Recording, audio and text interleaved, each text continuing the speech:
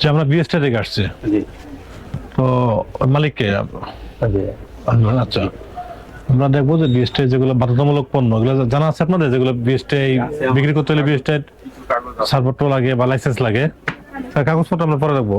হ্যাঁ আমরা আগে আপনি জানেন কিনা যে এই প্রোডাক্টগুলো বিএসটি বিক্রি করলে বিএসটি লাইসেন্স লাগে কোনটা লাগে না জানা আছে তো ভেরি গুড। তো আপনি আমাদের একটু সহযোগিতা করবেন যে এখানে কি কি আছে কি কি বিক্রি করেন আপনি কি ইম্পোর্ট করেন? হ্যাঁ কি নাম ইম্পোর্টার নাম কি? মানে আপনি কি ইম্পোর্ট করেন আপনার নাম? আচ্ছা আপনি বিভিন্ন থেকে দেন ঠিক আছে। আচ্ছা যে কোনো কাছ থেকে নিতে পারেন যে প্রোডাক্টগুলো বিক্রি করবেন যে বিএসটি বাধ্যতামূলক পণ্য ওগুলা বিএসটি ছাড়পত্র আছে কিনা ওগুলো স্টিকার লাগানো থাকবে এবং আমাদের যদি সন্দেহ মনে হয় যে স্টিকার সঠিক না সেক্ষেত্রে আমরা ইম্পোর্টারের নাম ঠিকানা দেওয়া থাকবে আমরা ওই নাম ঠিকানা থেকে সংগ্রহ করে তাদের থেকে যোগাযোগ করে আমরা ছাড়পত্র নিব।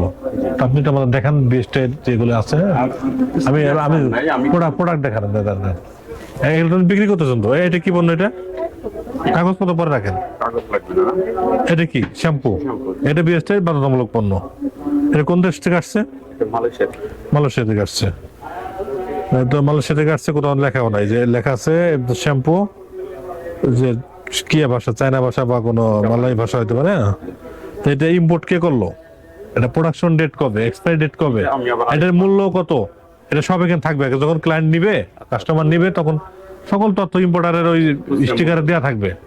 এখন এটা আপনি একটা ইউজ করছেন ট্যাগ ইউজ করছেন বা কোড ইউজ করছেন যেটা আপনি একাই বুঝবেন আর কেউ বুঝবেন এটা ভালো একা একা বুঝলে হবে না এটা সবাইকে বুঝাইতে হবে যে প্রোডাক্টটা কি প্রোডাক্ট কাজকে এটা কি ইম্পোর্ট করলো এটা সব জানতে হবে এটা আছে এটার মধ্যে এটা যে ইম্পোর্ট হয়ে মালয়েশিয়া থেকে আসছে না কেরানীগঞ্জ থেকে আসছে না আপনি যারা অন্য যারা ইম্পোর্ট আমরা কাছে সব মাল আমি একা করতে পারি না আমার যে কিছু ইউএস এর কিছু পণ্য আছে সেটা আমি আনি আর বাদ বাকি আবার অন্য পার্টি কাছে কালেকশন করি তারা ভাউচার করে দেয় ভাউচার করে দিলে হবে না আপনাকে বিএসটি ছাড়পত্র থাকতে হবে যেটা বিএসটি বাধ্যতামূলক পণ্য এগুলো বিএসটি ছাড়পত্র থাকতে হবে ছাড়পত্র না থাকলে ওটা আমরা ধরে নেব ওটা অবৈধ কারণ আমরা বিভিন্ন জায়গায় দেখেছি যে আপনার অরিজিনাল ইয়ার মধ্যে এই কোর্টের মধ্যেই আবার রিফিল করে আবার কেরানীগঞ্জে চক বাজারে বিভিন্ন জায়গায় হচ্ছে ওইগুলো যে আপনার প্রোডাক্ট না ওগুলো যে আপনার প্রোডাক্ট এগুলো তো আপনি প্রমাণ করতে হবে না প্রমাণ কিভাবে করবেন তার মানে এটা ছাড়পত্র আছে নাই এটা বৈধ চ্যানেলে আসে নাই তো বৈধ চ্যানেল তো অন্য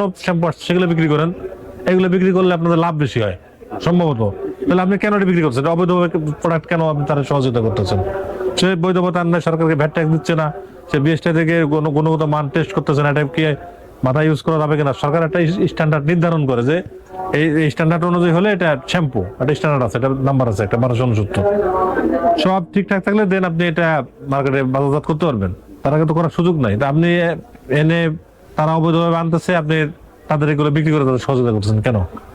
নিশ্চয়ই বেশি লাভের আশা করতেছেন কারণ বৈধ পথে আনার তো শ্যাম্পু আছে বাংলাদেশে বহুত লোক ইম্পোর্ট করে আনতেছে তাদের গুলো নেন তারা তো সরকারের ভ্যাট ট্যাক্স দিয়ে বা বিএসটি থেকে টেস্ট করে ভুল করতেছেন না করতেছে আপনি তাহলে যারা অবৈধ পথে আছে তাদের গুলো কেন বিক্রি করছেন বলেন? না রিটেল কাস্টমার চাহিদা করলে হবে না কাস্টমারকে তো ভালো জিনিস দেওয়ার দায়িত্ব আপনারও আমাদের সবারই ঠিক আছে এটা নাই না কিছু করলে না সব থাকতে হবে কিছু আমি দেখতেছি আমি যেটা চাবো সেটা দেবেন আপনি এটা আছে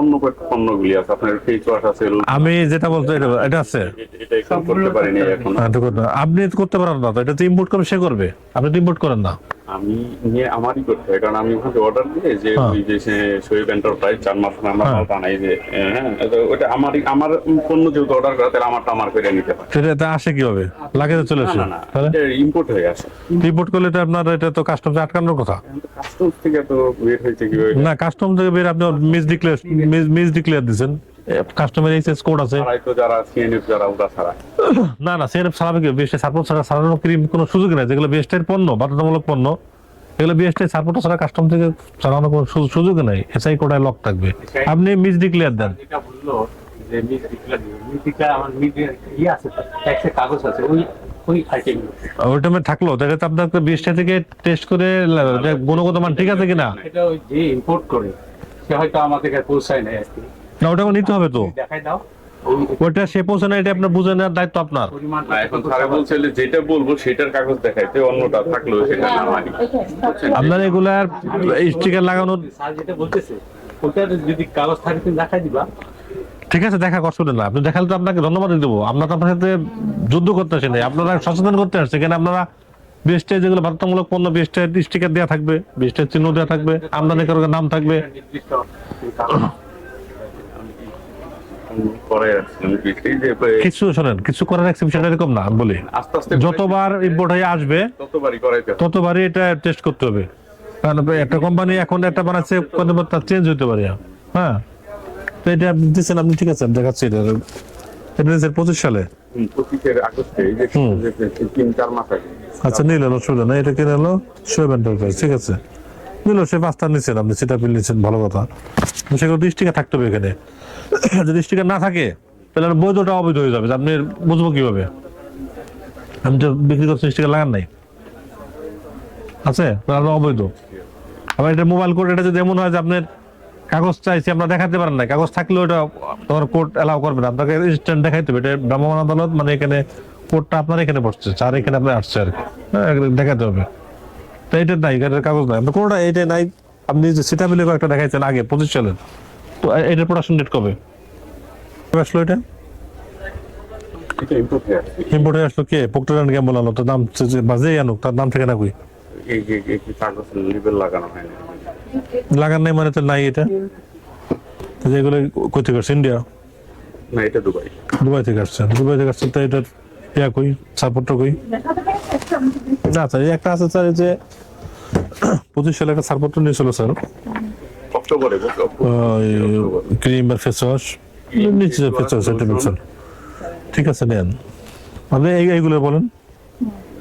এটা করা হয় না, এটা নাই। এটা নিউজমেন্টটা আছে। নবী আছে, পার্টির কাছ থেকে নেওয়া। আর এখানে আপনি কি করবেন শুনেন, আমরা ইউজ করবেন এই যে নেভিয়াস ক্রিম, আমরা চকবাজার থেকে নিয়ে এসেছি।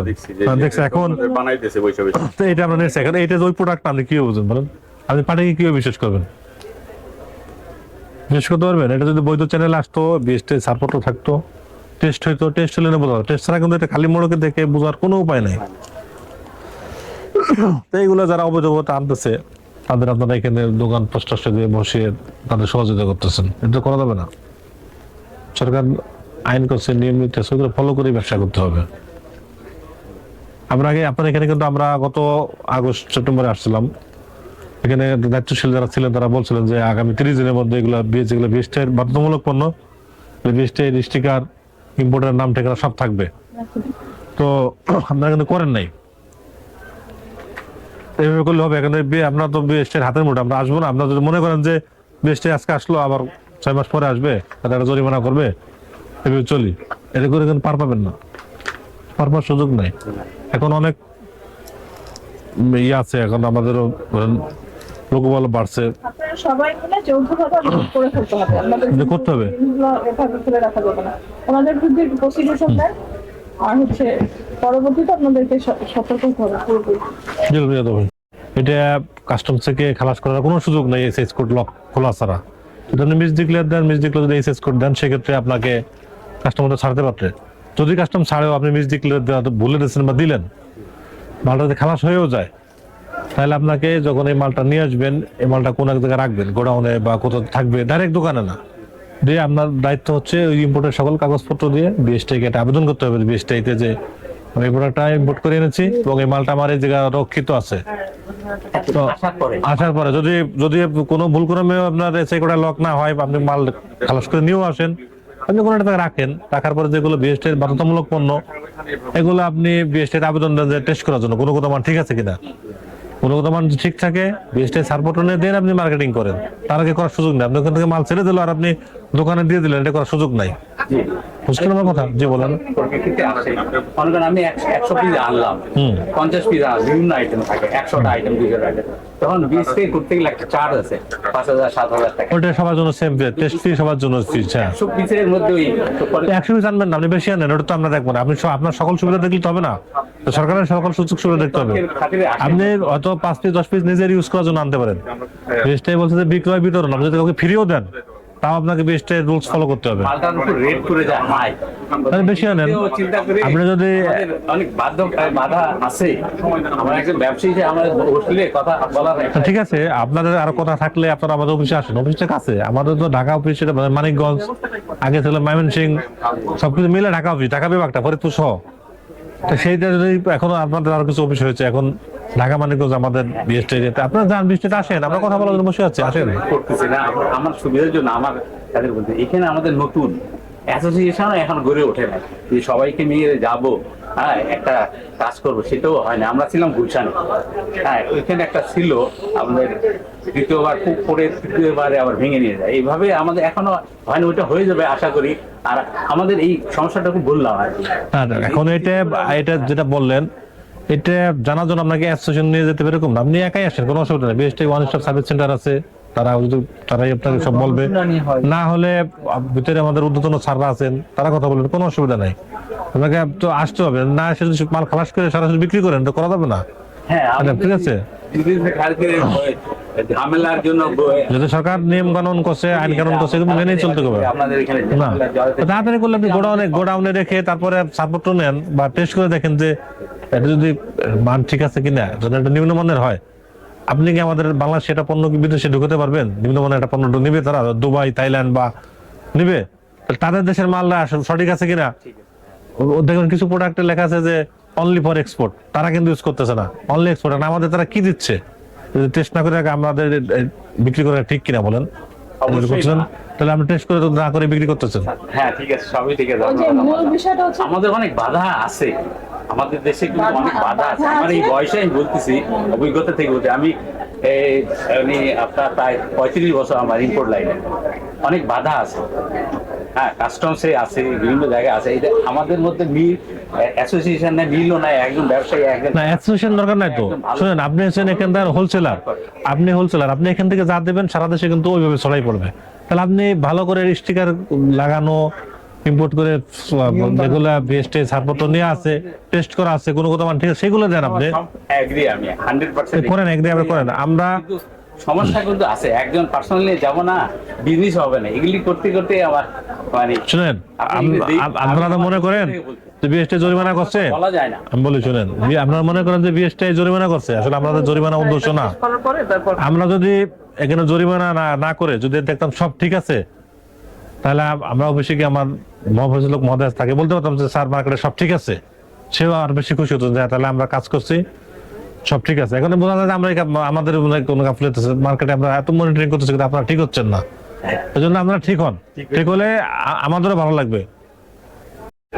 যে আপনাদের আমরা যে এসকেএস টাওয়ার, হ্যাঁ এসকেএস টাওয়ারের ফাতেমা কসমেটিক্স, ঠিক আছে, এখানে আমরা আসছি আজকে এসে আপনার বেশ কিছু প্রোডাক্ট আমরা করলাম। হ্যাঁ সেগুলো কিন্তু আপনি আমাদেরকে কোনো ছাড়পত্রের কাগজ দেখাতে পারেন নাই, আমরা কিন্তু আপনার কাছে দিয়েছি। যেমন এই যে নিভিয়াটা আমি কিন্তু দিলাম, আপনি দেখাতে পারেন পেপারসে। আরো বেশ কয়েকটা প্রোডাক্ট যেগুলো প্রচলিত, কোনোটারই আপনি ওরকম পেপারস দেখাতে পারেন। যেটা হচ্ছে বিএসটি এর ছাড়পত্র, যেটা দিয়ে আমি বুঝবো যে এটা ইম্পোর্টেড প্রোডাক্ট, এটা ইম্পোর্ট হয়ে আমাদের বাংলাদেশে ঢুকেছে এবং আপনি যে ডিউটি ফি দিয়ে তারপর এটাকে বাংলাদেশে এনেছেন, এটা কিন্তু আপনি ডকুমেন্টসগুলো দেখাতে পারেন নাই। আর এখানে সবচেয়ে যে থ্রেটিং যে বিষয়টা, আমরা চকবাজার বা বিভিন্ন জায়গায় রানীগঞ্জ, উত্তরখান, দক্ষিণখান এইসব জায়গায় অভিযান করে এই ধরনের প্রোডাক্টগুলো কি করে নকল করতে দেখি, একদম হুবহু আপনাদের এইভাবে প্যাকেজিং করে। এই যে ধরেন যেভাবে এখানে আছে না ওটা একদম হুবহু এরকম করে। আলটিমেটলি আপনার যদি ওই পেপারসটা না থাকে, ছাড়পত্রটা না থাকে এবং আপনার যদি স্টিকার লাগানো না থাকে, তাহলে কি আদৌ এটা চকবাজারের প্রোডাক্ট, ওইভাবে নকল ভাবে তৈরি প্রোডাক্ট কিনা অথবা অরিজিনাল প্রোডাক্ট কিনা, এটা পার্থক্য করা যাবে না। আমার ক্রেতা সাধারণ কি হবে, প্রতারিত হবে। তো এটাই আপনাদের প্রতি অনুরোধ যে আপনারা অবশ্যই যেগুলো প্রপার ভাবে আসবে সেই প্রোডাক্টগুলো আপনি আপনার দোকানে রাখবেন। আপনারা যেহেতু হোলসেলের দোকান, আপনাদের এটা কিন্তু দায়িত্ব আপনারা, এবং সেটাগুলো স্টিকার দিয়ে দিবেন, যাতে হচ্ছে গিয়ে আমাদের ক্রেতা যারা যেন অল্প দেখেই বুঝতে পারে এটা আমদানিকারক কে, এবং তারা যদি ইউজ করে কোনো ধরনের সমস্যা ফেস করে, তারা যেন ওই আমদানিকারকের অ্যাড্রেস যেটা দেওয়া থাকে সেখানে গিয়ে অভিযোগ জানাতে পারে। কারণ এই সুযোগটা তো তাদের জন্য রাখতে হবে, কারণ একটা প্রোডাক্ট কিন্তু বাইরের প্রোডাক্ট অনেকগুলো টাকা দিয়ে কিন্তু তারা ক্রয় করে, যেটা বাংলাদেশি প্রোডাক্ট কিনলে কিন্তু সেটা এক ধরনের রেঞ্জ, আর আপনার ইম্পোর্ট হয়ে আসে যেগুলো, সেগুলো ইম্পোর্টের যে একটা কস্ট সেটা কিন্তু একসাথে এটার সাথে অ্যাড করা হয়। তো আমি যদি প্রোডাক্টের কস্টটাও দিলাম, ওদিকে আমি অথেন্টিক প্রোডাক্ট পেলাম না, এটা কিন্তু কখনোই এটা টলারেবল না।